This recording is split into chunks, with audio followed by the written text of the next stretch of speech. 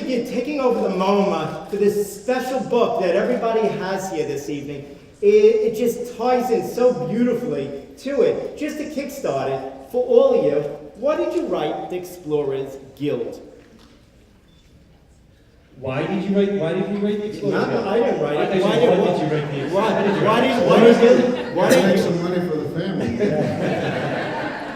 Why did we settle on? Why did we choose The Explorers Guild as a sort of starting point for this story? I don't mean to be rephrasing all your questions. We'll be here all night. Well, we thought. I mean, I think it came from a friend of mine about 8 or 9 years ago.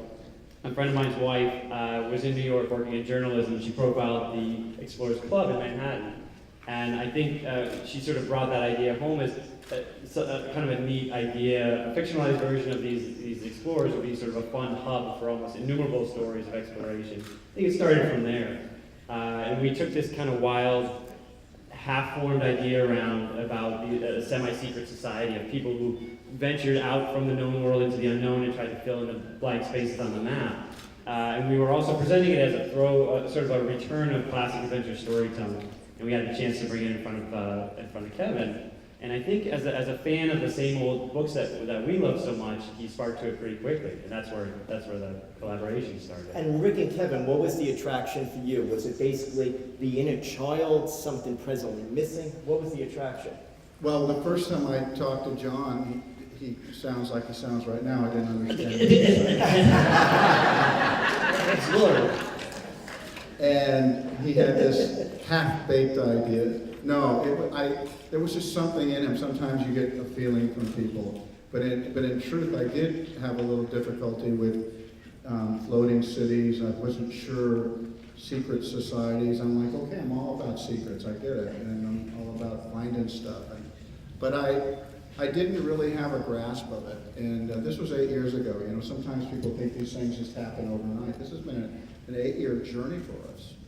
And I asked him to come up to the house up to Santa Barbara where I live. I said, I want you to take another stab at this floating city.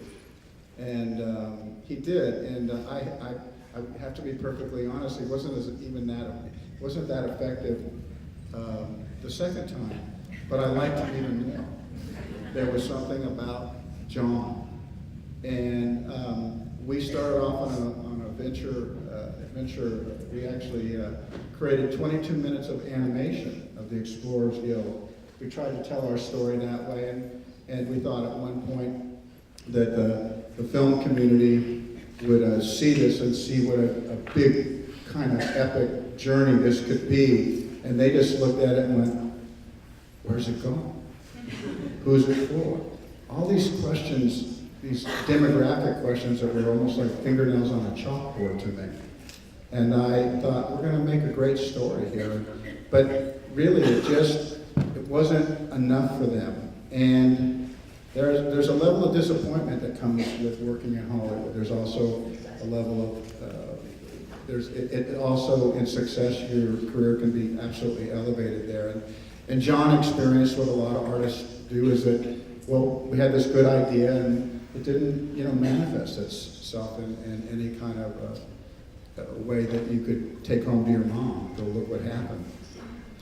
Like cue the comeback music, because this is turn things around. And out of that, John said, John's experience has always been in writing books. And he goes, I think we should just write the book. And I said, good, John, I think you should write the book. We worked enough on the story, but that's not really what I do. And 3.5 years ago, John started to write this book.